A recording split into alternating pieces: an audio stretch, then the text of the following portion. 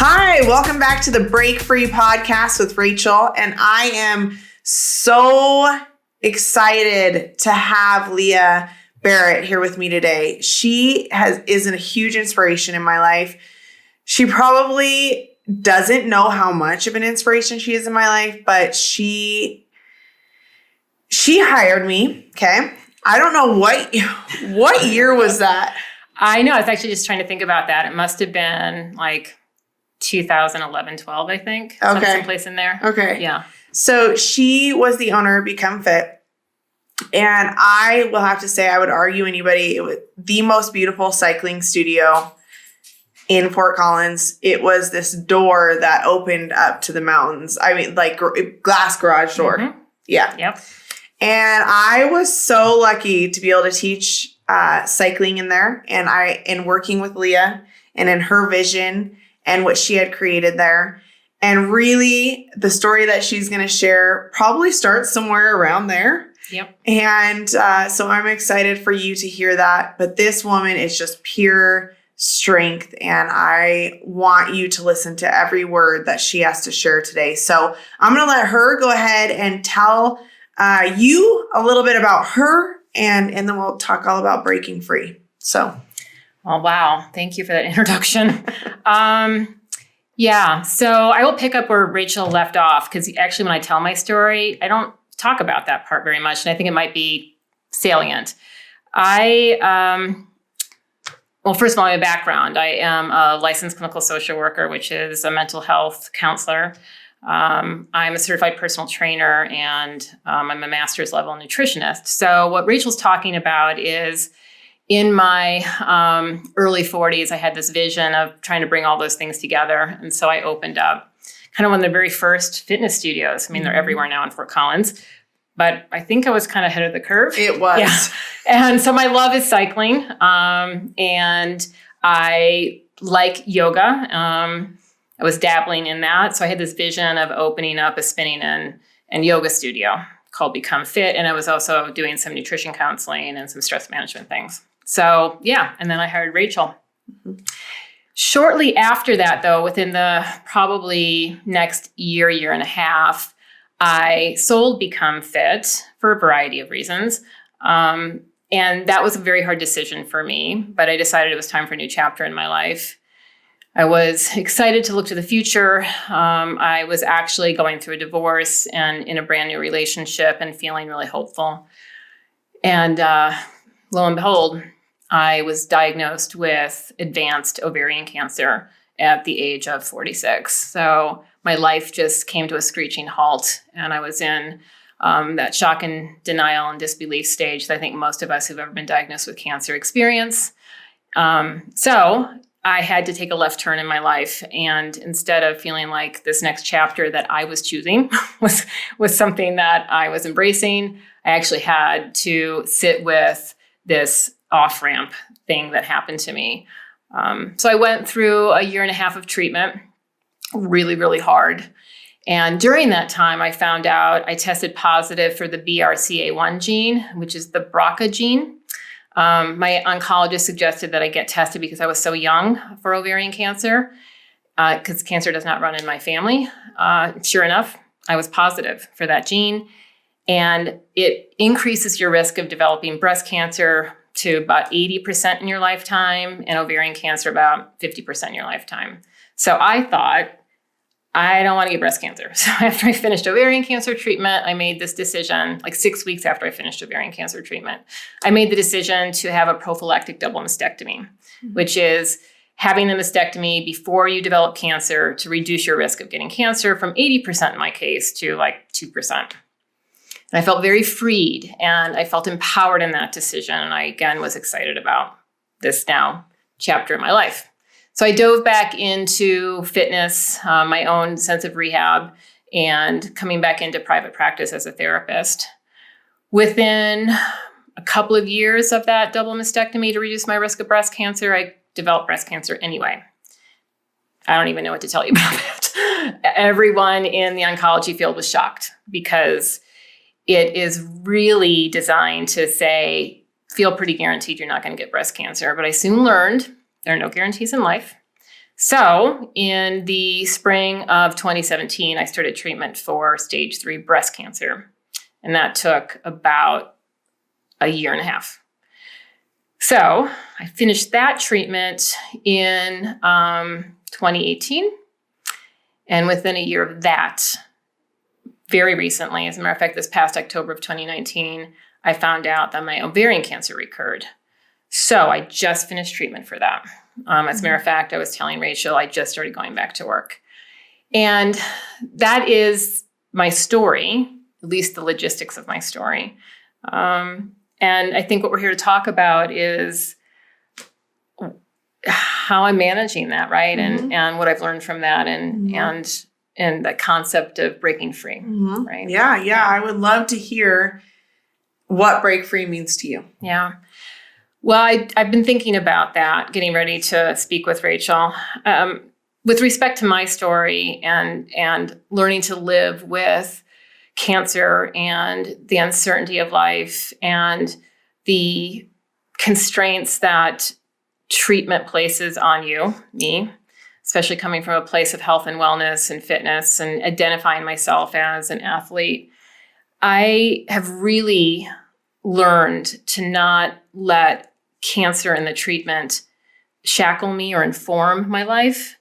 So when I think of break free specific to my story, it's about having to look at recreating my purpose and my identity. Because when I was pretty chained by the struggle and my grief and sadness and loss about how my life had changed and who I was, that can feel like a prison. So I think of break free as leaning into the possibilities of what my life can be, as scary as that is, because it means letting go of what I knew it was and I really loved my identity I had. So that's what break free means to me. Wow. That's really, really powerful. And I know it's been powerful in your life. You know, she's been really, I'm sure it's been hard at times, but very open, I feel like, in sharing her journey. And it's something that I've found incredibly inspiring to see her walk through these, these times in her life and really, the lows and how she's been able to get through that. And then what she just talked about with break free, I feel like I've seen some of that in what she's shared with other people. So how do you find joy in your life? And how do you share that joy with other people? Yeah. It's a work in progress. I have to be intentional every single day when I wake up about finding joy. I think, and maybe you can speak to this too, I think it's easier to find joy when things feel pretty smooth, right? It's like joy's in your face, right? It's just, you don't even have to look for it. Learning to dial back my expectations of everything, whether it's how I'm going to feel today or what I'm going to accomplish today. So when I do that, I can find joy. And so here's the cliche stuff I've been trying to avoid, but cliches can be true, is that the simple things, I'm talking about really simple things, because there is joy in every single moment. Most of us, and I don't fault humanity, because I was there too before all this happened, blow by all of these small things that happen every single day. And there is something, if I could gift to you anything, the power of noticing your life and noticing the interactions you have with people. It's a gloomy day today as we do this podcast. So most of us might sort of complain about that. So challenge yourself to notice the beauty in that. That's, for me, I'm not sure. I think I would have said I did that before all of this, because I'm a therapist and we're supposed to embrace the joy. But it's one of the grateful things about going through what I've gone through is Now I do. Mm-hmm. Like I said, I have to be intentional about it, Mm-hmm. because I could sit in the pain really easily, Mm-hmm. and I can feel pretty sorry for myself, which I let happen every once in a while, but I don't want to stay there. Mm-hmm. Yeah. What do you feel like's been your biggest gratitude that you found through everything you've been going through? Yeah. I think loving, like really, if you've listened to anything I've done, as Rachel mentioned, I've been really transparent. So I've written blogs, I've done some live Facebook feeds when I was going through treatment. And I've said things like, I love being alive. Like I love life. And, for me, I think I did sweat the small stuff before. And so I'm so grateful that I really don't. Like I really don't. And so when I watch people struggle with getting hooked by things, little things, sorry if that sounds judgmental, I just wish that there was this sense of ability to just say, let it go, right? I got hooked by all that stuff before a lot, and I was exhausted. And so I'm so grateful that facing this struggle, and to be honest with you, facing death, kind of like numerous times, my love for everything about life. Yeah, that's what I'm grateful for. Yeah. Yeah. And I can absolutely see that in you without a doubt. In fact, I have been thinking about this a lot because I've thought about it a lot, and I'm wondering what your perspective is on it, is that I feel that a lot about life too. And I feel like a lot of people who have really been to that point in life where it's like that facing death type point in life, where they're able to find that gratitude that they've never felt before. And for me, I've almost been, it's made me find gratitude for the dark time in my life, because then I feel like I wouldn't have found this gratitude otherwise. Yeah. But do you feel like people can find that otherwise? Or how can people, can anybody find this in their life? Yeah. It's a $6 million question. Yeah, I give that a lot of thought. Again, my process and my journey, but also sitting across from someone in a therapy session. I don't know. I think it's a gift to us to look at our struggle through the lens of teaching us. And so I guess one would argue that maybe you really can't feel that depth of joy and gratitude unless you've faced that struggle. And I hope that doesn't sound pessimistic, but I think that's part of being human. Like we have the ability to do that. And I do think, and you can speak to this in your practice as well, that part of challenge, right, is helping us to get clear about what we appreciate and what we're grateful for. And if we don't have challenge, then how do we have that mirror to us? So I wish I could tell you, here are the 3 steps. You don't have to suffer. Yeah. But I kind of think that's part of being human. Yeah. Well, so yes, I was also thinking, since we all have different lows, right? It's different for everybody. Yeah. So maybe it's that at some point, and I'm not sure, that everybody hits this low in their own way, but it's their choice in how they choose to find, because maybe somebody who's been through something similar as you, maybe they still haven't found that gratitude, that joy. Right? Oh, yeah. Yeah. So this is true. This is not a guarantee that you're gonna be invited into this club of gratitude because you've suffered. It's like, no, as a matter of fact, one of the most painful experiences. So I'm going to be really open about this. When I sit with people who are struggling so deeply and they, for whatever reason, can't get there. And it's painful for me because I have this sense of what humans are capable of doing. But then I have to remember, as you were alluding to, we all have different paths. And it's about facing kind of our limits, maybe. So no, it's not a guarantee, right?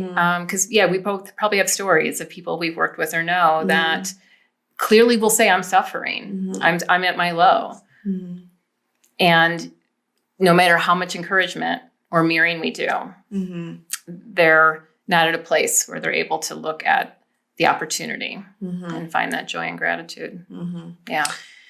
Yeah. Well, I think that I know for a fact that there is something that people can start implementing in their lives to bring more joy into their lives in whatever way they need it. And I'm excited to hear what you have to share with them. Okay. A lot of pressure. I'm going to draw from my experiences personally as well as kind of professionally. I think one of the biggest challenges to finding joy are the expectations we place on ourselves and others for that matter. And to check that, like to do a self-check about that. So personally, I said to you, I'm just recently recovering from this pretty major treatment. And as much as I've gone through, you would think I would figure out to lower my expectations. But maybe that's part of, me trying to find that new identity still. So expectations will be a stumbling block to finding joy.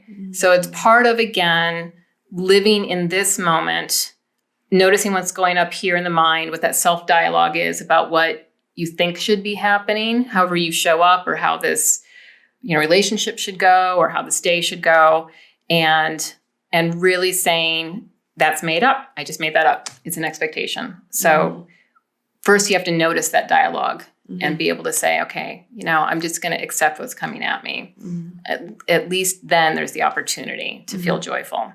I'm not a fan, so here's like the opposite way of answering your question, of imposing joy. Okay. For example, I'm supposed to be grateful today or now or in this moment. And I think if you're struggling, it's better to sit with that and honor that that's what you're going through. Okay. Because I think that's the door you have to walk through to get to the other side. So I worry a little bit about my profession and the self-help movement a bit, because I think if you're not careful, it can imply that you're doing it wrong. Like if you're not finding joy or gratitude, you're doing it wrong, because there's a book written, right, about these are the things you're supposed to do. And I'm not saying that those tips aren't helpful, but if you're at a place in your life where you feel like you're, pushing through just to get to joy, like you're forcing it, I think that's going to backfire. So being confident that sitting in the pain is temporary. Let that be true. And I realize, I think you're going to release that, or be at least more open to letting it pass, and then again, finding some joy. Yeah. That makes sense? So instead of, if you're in that place where you're just not feeling that way, instead of forcing yourself of like, all right, today I want to be joyful, and pushing into that, instead of just letting yourself feel whatever feelings are going on. You really feel like that is a way of not really letting your body, or your everything, mind, body, soul, really digest what's going on for you to truly be able to move forward. Yeah. I'll give you an example. Okay. So yesterday I decided it was time for me, 3 months after this major surgery and chemotherapy, to try to do some resistance training for the first time. And I remember feeling like I'm afraid to be disappointed, right? I'm afraid to experience the feedback I might get by trying to do some resistance training. And I was checking in with these expectations I had about either how much weight I was going to be able to move around, or was I even capable of doing a leg press? And I noticed that. So when I went in to the gym, I decided to look at every single part of, let's say, doing a bicep curl, like choosing the 5-pound weight, which, by the way, for me, it's very small. And instead of comparing my capability before going through this treatment recently, I really let myself feel so appreciative that I could even do that, right? And so I let myself be disappointed, or at least feel resistant and pissed off and frustrated that I wasn't able to pick up the 15-pound weight. Like, I let that just be true.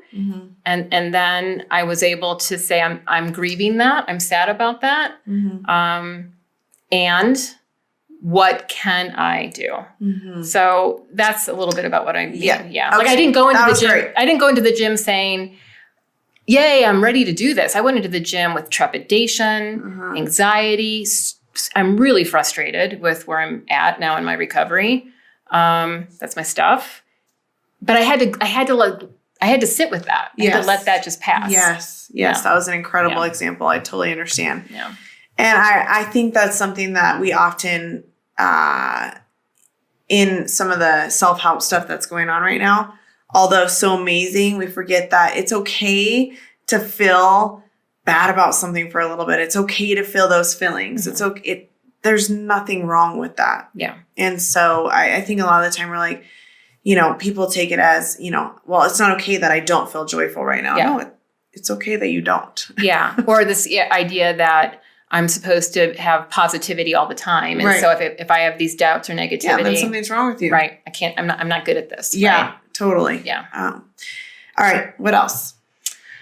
Okay. So I think that finding joy, besides noticing every single moment, is about, and not having expectations, is about really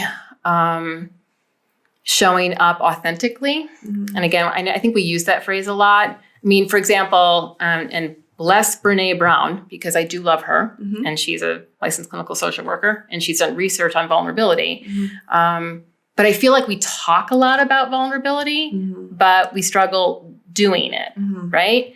So to be authentic means to show up vulnerable, because being authentic means showing up in ways that are messy, because we're all messy. And so again, if you put pressure on yourself to be your best self, to show up, again, in relationship or at work, or maybe with your own self-dialogue as having your shit together, that is going to create angst, I think, like internal struggle. So I think there is joy, and she's done research about this. At least she's done research about the resilience that happens when you're vulnerable. So let yourself be messy. Let yourself be your fallible human, because I am. We all are. And I do believe that's another path we walk through to feeling gratitude and joy. Yeah. That, and I really feel like you've done a phenomenal job in showing up in that way.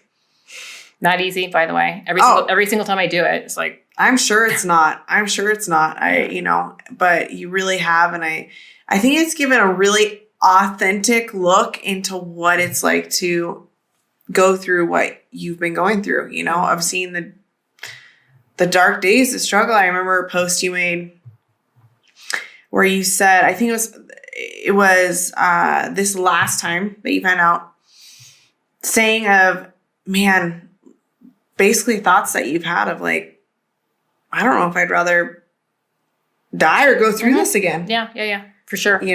Absolutely. And just thinking of like, wow, that is how much pain you've been feeling about, hearing this, that you're going to have to go through this again. Yeah. Right. Yeah.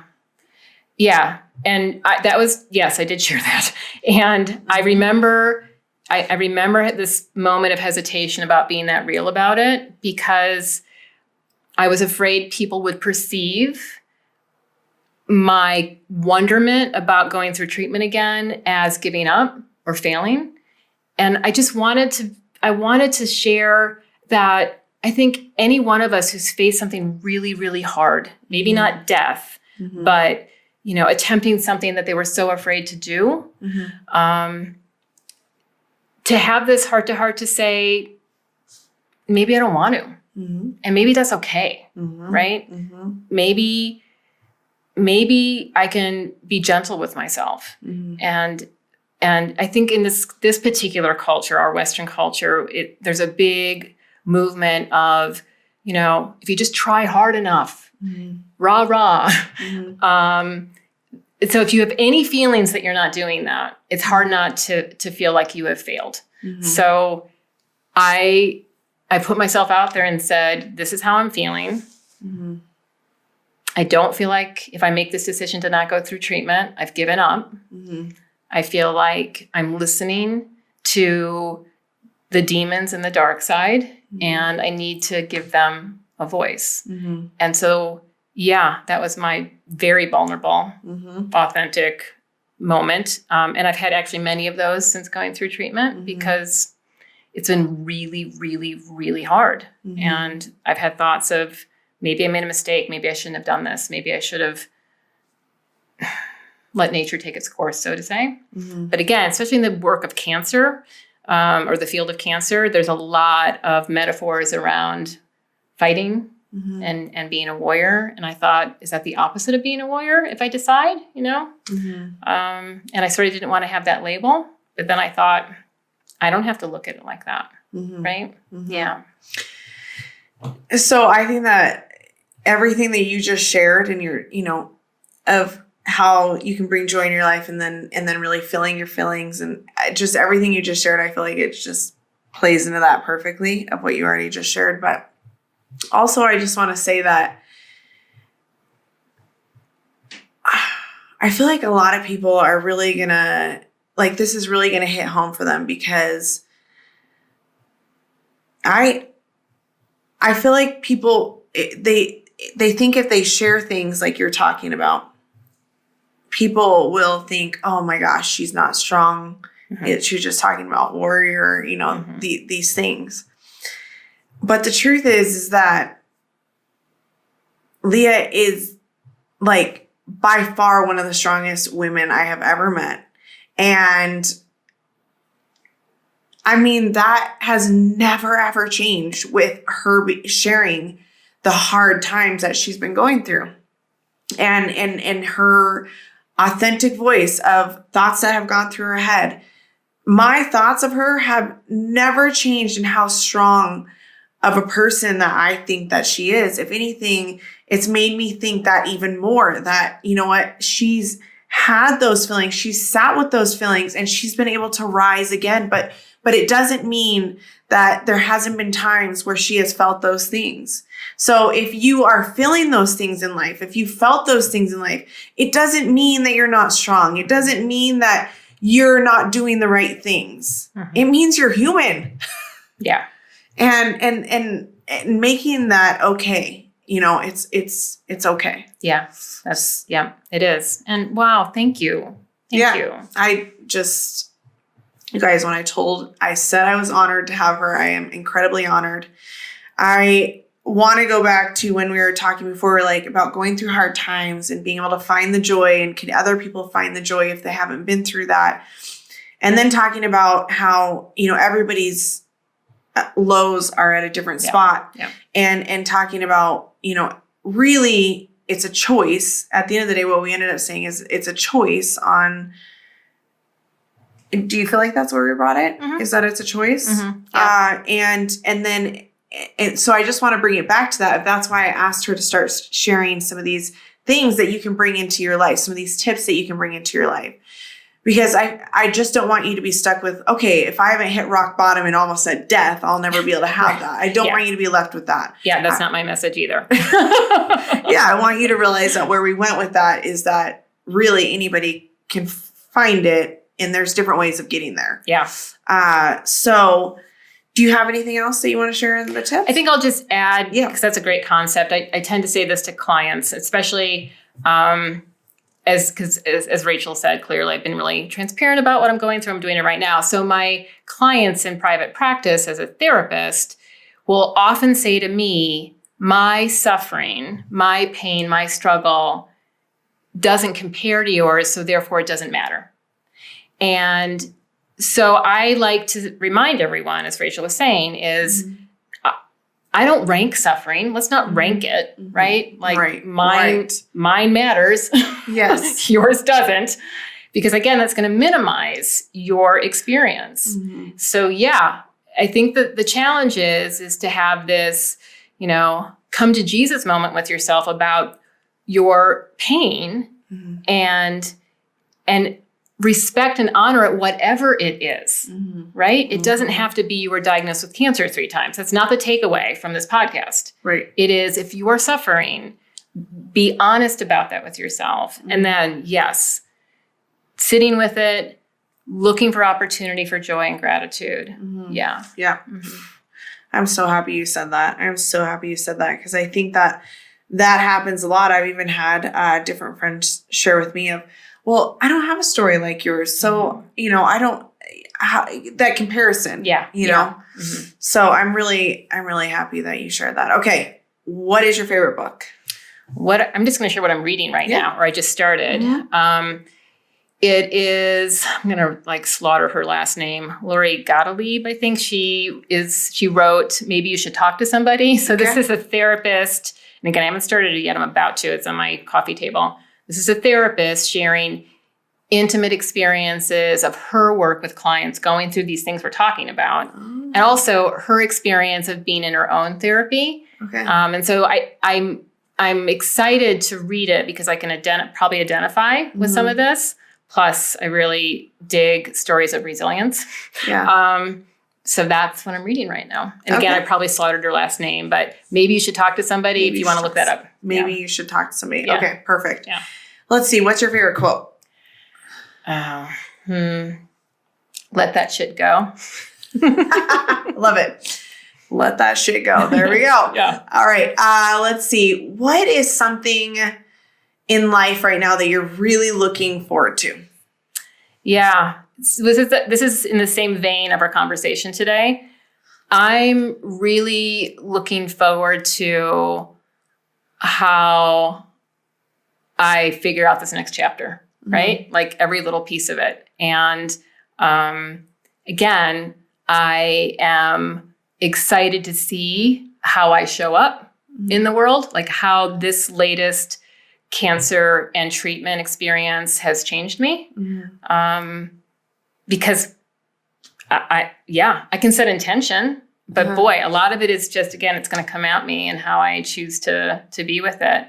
And I'll tell you this, because I've looked back on the other chapters, because I've documented this so much, I look back with a sense of pride and awe of my own stuff that in the moment I thought wasn't even close to being something to be prideful about or in awe of. So I know this time that when I look back, I'll be able to get super stoked about how I get through this. Yeah. Ooh, that was cool. Yeah. All right. So I would love if you could tell everybody how they could find you. Yeah.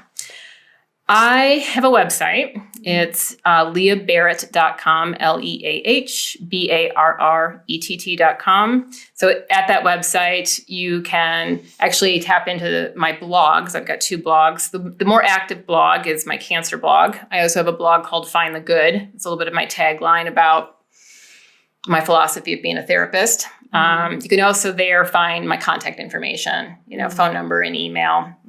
So leahbarrett.com is the best way to get a hold of me. Perfect. I'm not going to stop. I keep hounding her to start a podcast because her knowledge, first of all, everything in her life and her knowledge, therapy, nutrition, fit, like all the things she could share. So anyway, I hope one day that is something else you'll be able to find on there as well. Thank you guys so much for joining us. Thank you, Leah, so much. I really appreciate you being here. And we'll catch you guys next time. Thank you for listening to the Break Free podcast by Fitness Festival Events. You can find our website at fitnessfestivalevents.com, where you can learn more about the events we have coming up, our Break Free community, and much more. For Instagram and Facebook, find us at Fitness Festival Events, or for our community, Break Free Community. For Rachel, You can find her on Instagram at rachel.pastor and email rachel@fitnessfestivalevents.com.